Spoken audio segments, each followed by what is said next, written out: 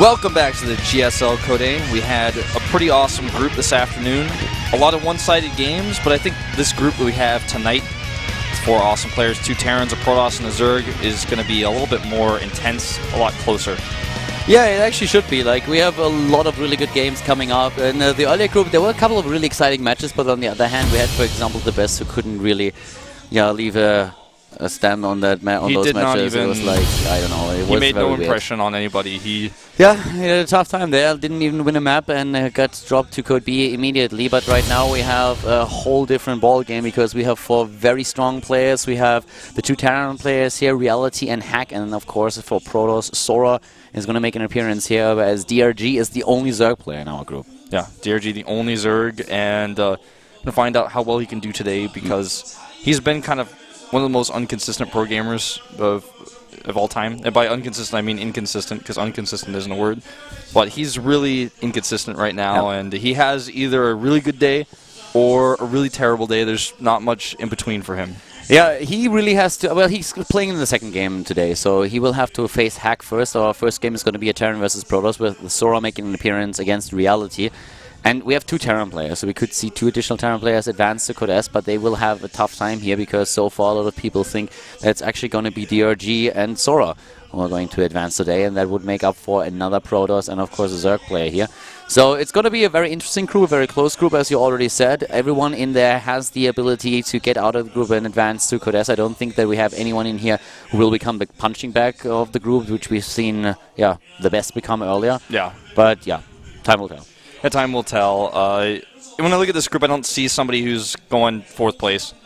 I don't see somebody who's like, somebody's going to get 4th place. I don't look at the group and say, oh, this guy's going 4th place. Like I looked at the previous group before the matches even started and said, unless the best is pulling some miracle, forthcoming of like his second coming to Code S, I don't think he's getting out of this group. But I look at this group and I think anybody could take first. I feel like if I had to put one player as the underdog, it would be Hack, I think, in this group. But he's shown great games in the past, too. And he's one of those players who can have like a really, really good day. Yeah, exactly. With Hack, it's always one of those things. He's either on or off, but even if he has an on day, then he is in really good shape.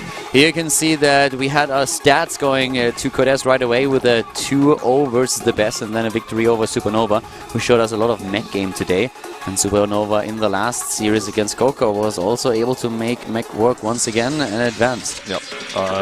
Coca just really sticking on Hydra Roach, mostly Hydra Viper, I guess, in those games. Did not work out for him.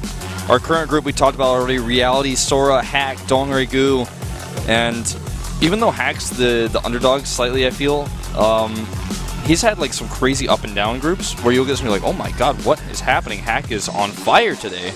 Yeah, one of the things that's also noteworthy here is that Hack played Sora already in the Code A qualifier in a best of 3, and he won that match. So it's very funny that they meet each other again in the group, and of course for Sora that is a chance to get revenge, but it already shows that Hack is in a position where he can take down opponents that are highlighted as favorites in this group, as Sora definitely is. So this is going to be a really tough one. Yeah, Reality is kind of the other dark horse. I mean, both these Terran players have not had the hype that the players on the right have had recently.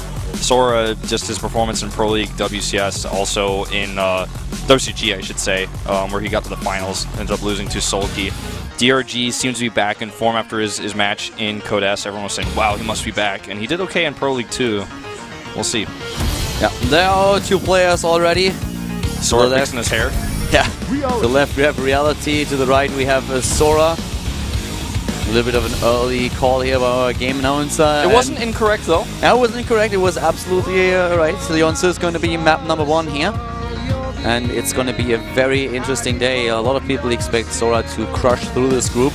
But let's see if he can make that work, especially in the Protoss versus Terran. He is so good. And that's why this group is pretty good for him, since we have 2 Terrans there that he can, of course, go up against. But against Hack, he lost just recently, as I just mentioned. Yeah. So let's see what happens here on Yansu, map number 1 in our first best of 3 of the day. And then later on, we're going to have DRG going up against Hack. The 2 players that faced each other already in the past. But let's jump into game number 1 in our Protoss versus Terran here at the GSL Code S. Well on Wolf.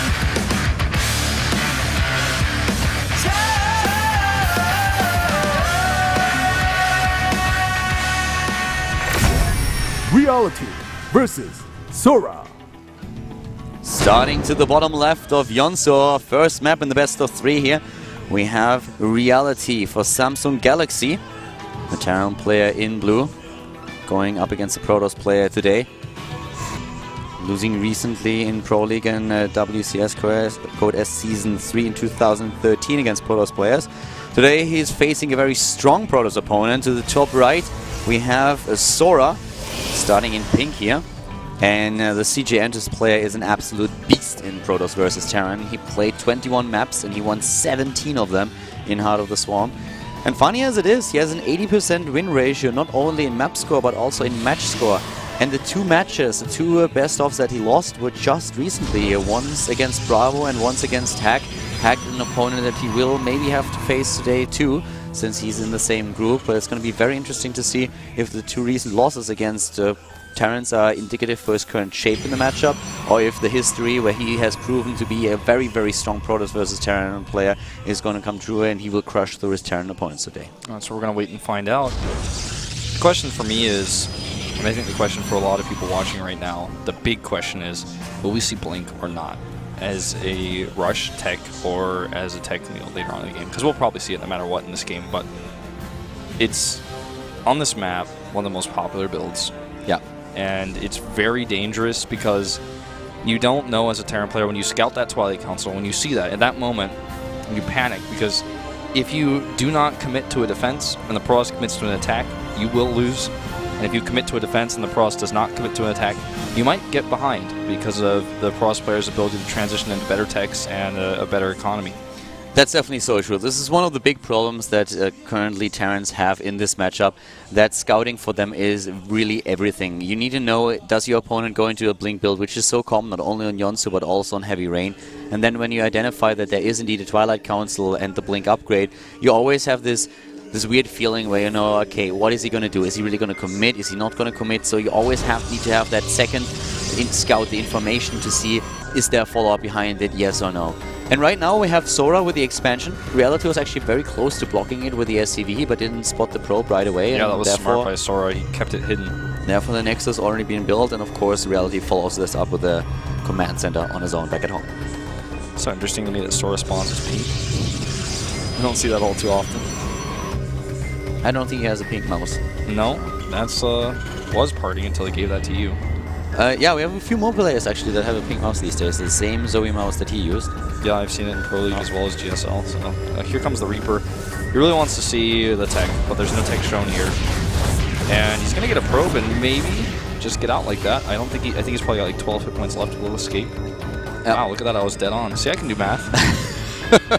I'm gonna ask you again later. It's just because I've seen this happen so many times that I knew it was going to be 12.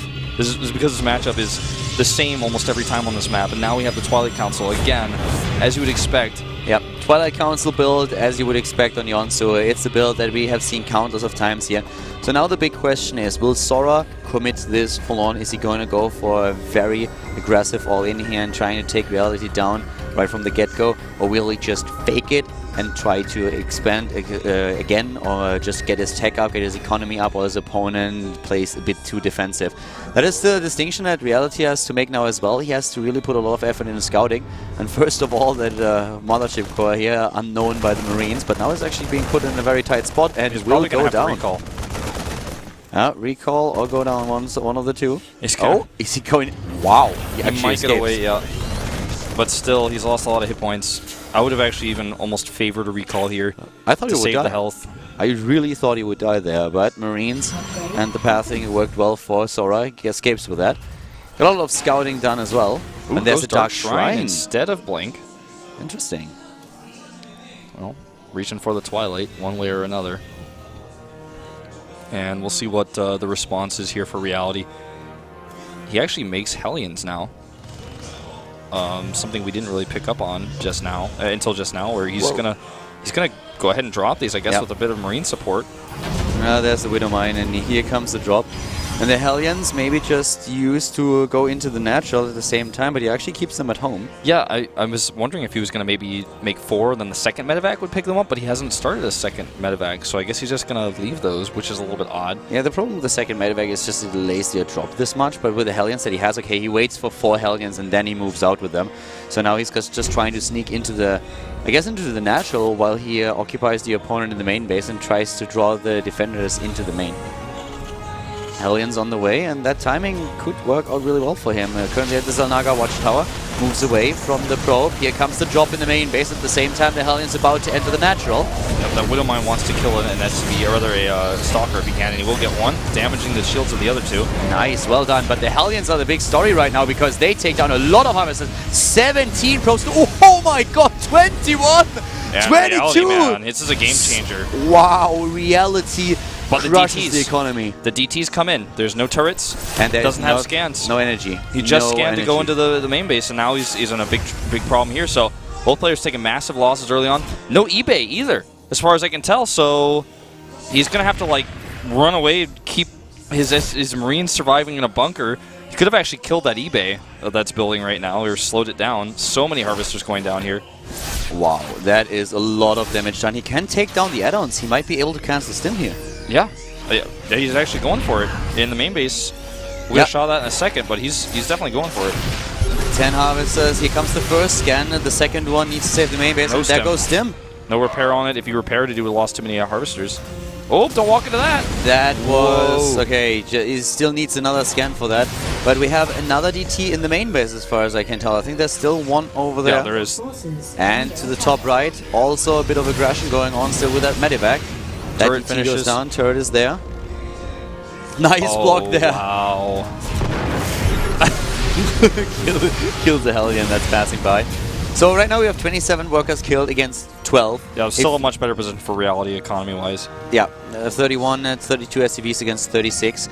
And it's a lot about the tech now as well. So Stim is still missing, and Sora in terms of tech is far ahead of his opponent. Oh yeah, see this is the trade-off. He's going to have Colossi very quickly, and with no Stim and no combat shields, good luck fighting this Protoss army. You know, it's actually so lucky for Sora, you can argue, that he went into DTs instead of Blink, because that push hit so hard. When he killed all those harvesters, I really thought that Sora might not be able to recover, but the DTs came really through for him there.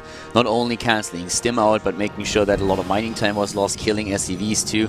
So that was exactly what he needed there. Yeah, if he were going for Blink, he might have been on the other side of the map with his Stalkers, even things could have gotten even worse. It's hard to say like exactly how it would have gone, but still, I think you make a good point. We're going to have a 4 Marauder drop going towards the main base. He needs to do damage because he knows tech-wise he is in big doo-doo. Yeah, and right now with that probe, having the Xel'Naga Watchtower under occupation, we can at least already see that this time Sora won't be blindsided, but those few Marauders in the main base, if he had Stim, he could go through those Stalkers, no problem whatsoever, but as is, he might lose the medevac. He's just barely able to drop those Marines, those Marauders again, and now the Hellions are going to be shut down by those Immortals. They're not going to get too much done here. Actually, a few kills though, it's worth trading it. More than I thought. I think it's worth it because the Hellions are not going to be useful for him in any other way in the rest of this game. So harvester count is still the same, and that works in favor of the Terran player when it comes down to the economy. Yeah, so he's going to have this beefy army that he builds up quickly. It's just that with Stim he could have done so much more with those Marauders, for example, like you said. And I think he probably even, in his mind, when he went for the drop, was thinking like ahead, like I have Stim, and then he got there, he was like, oh yeah, I don't have Stim, and they had to go back, because you never have 4 Marauders and medevac before you have Stim. That just does not happen. Combat shields and Stim and +1 though will finish up now. Yeah, the things that he has to be really worried about are especially those Colossi. The range upgrade is nearly halfway done, and the Colossus is also entering the game. We also have Blink research. So at this point, Reality with the 3rd base needs to worry a lot about what's going to happen on the other side of the map, because he needs a couple of Vikings to really zone that out, and he's very busy getting more medevacs into the picture, because that's what he needs as well. He needs to have that drop ability, he needs to have also like the mobility that medevacs just give him there, but he might not be ready for the Colossi. Yeah, this is...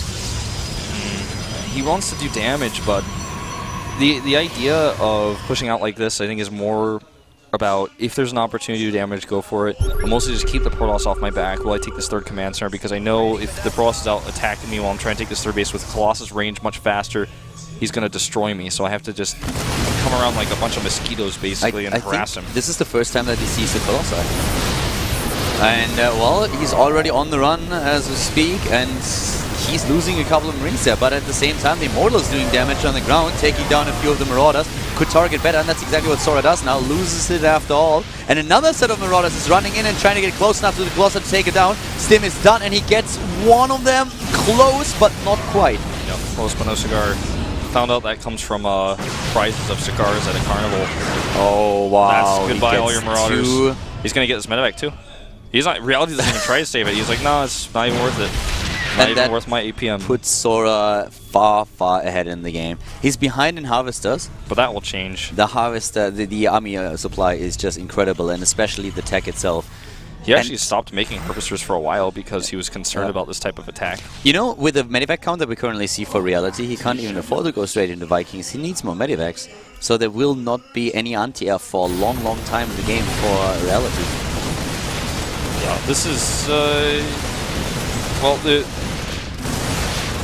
I'm trying to think of a way that Reality can come back in this game. He has a decent economy, and with the third base, if he added a bunch of barracks, and I think he has, yeah, he's added his barracks in his main base. If he gets a bunch of Marauders up and enough Vikings, he could still try to hit with a SCV pull timing to overwhelm his opponent because he has that economy, but the tech for Sora right now is already ahead, and if he can get Storm out, it actually looks like Sora just wants to end the game possibly here. This army is so super strong, and he's trying to snipe even more medevacs. He blinks forward for a second there.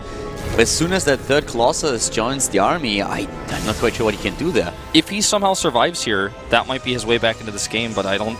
The thing is, if you're Sora, you can just go in and do as much damage as possible, and if there's really a lot of trouble, you can just always recall back. If he does that, I think that third base, for example, has no chance of surviving if he really commits to this, especially Time Warp is great here on this Bioforce. He's not able to fight, he's not able to chase. SV is going off the line to die. Two Vikings trying to participate, looking really sad while they do it. Third and fourth Viking is about to pop out. +2 armor is done. +2 attack is almost done for Sora. And Reality's armor isn't even ready yet. I think he's waiting for the +2 attack upgrade until that completes, until he fully commits to this. But he's already poking. And he's always going up and down the ramp. Here comes once again that Time Warp. The Stalker's blinking forward to snipe those Vikings. There are not a lot of them. One Colossus goes down, but the other two, they survive. And what about the Terran player? Can he somehow crush through here? Doesn't really look like it. He's got a lot of medevacs here, but the Bioforce underneath is not as upgraded. It's not enough here. Zealots go down, and he's got a lot of production, but he loses his command center. Command center is also down. And now we have the Harvest account once again in favor of Sora. Another Colossus is already on the way. +2 attack is about to be done. He didn't even have that in the last fight. So now he's on 2-2 versus 1-1 upgrades. That economy, which was about to give Reality the army advantage in size, not in tech, is now gone. His worker count advantage is now gone. It's 2 base against 3 base as well. He never had a tech advantage, and now it's even worse because +3 armor's on the way. It's 2-2 against 1-1. He can't afford to add 2-2. If he does, he's going to lose too much production, and he's going to die. He's going to be forced to basically just pull off his SUVs and go for one more push if he doesn't just type out now. And I think that Sora, as long as he's not too greedy, should be able to hold this.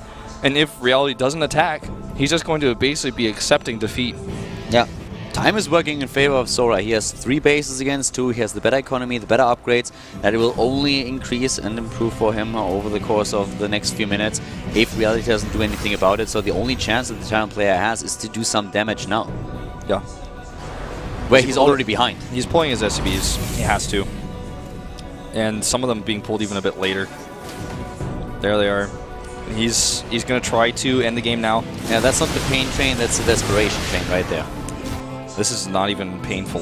This is like the 5 calls. The empty train. There's 5 Vikings. Well, good luck with that. GG, he doesn't even fight it. Yeah, doesn't even wait. He just sees how many Colossi there are in the rest of the Gateway army, and he's like, well, that's over.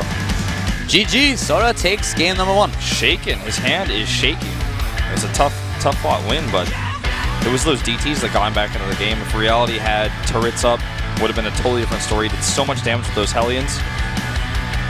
And even the initial harass that we saw from him with his bio would have done more if he had stim. He just didn't. Yeah, his initial harass was great. The DT is really coming through for Sora on the other hand and delaying the tech of reality for a long time. The tech in the end came through. Also, of course, those upgrades that he had. Game number 2 is going to happen.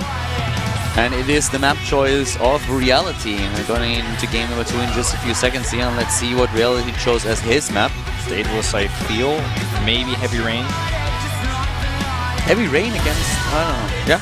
We've seen a lot of Terran players pick it, even though Blinkstalker seemed to be really strong on it. Yeah, we've seen that last week already. Heavy Rain, a map that a lot of Protoss players really love against Terran, but at the same time we had, as you already said, Terran players decide to go for that map regardless. We'll talk a little bit more about the map, I guess, once we get into it. But just on this map, it's so difficult to go up against Blinkstalkers, but if you're really confident in your abilities to defeat Blinkstalker play, and then you're just waiting for your opponent to go for that, then it's still a map where you can especially make drop play happen. Yeah, for sure. It's a really fun map. I like to watch games on this one, especially PvT. If the Blinkstalker play is avoided, you know, if the Terran can get past that phase of the game. Let's find out if Reality can tie up the series or if Sora's going to jump to that winner's match 2-0 here at the GSL Code A with another one.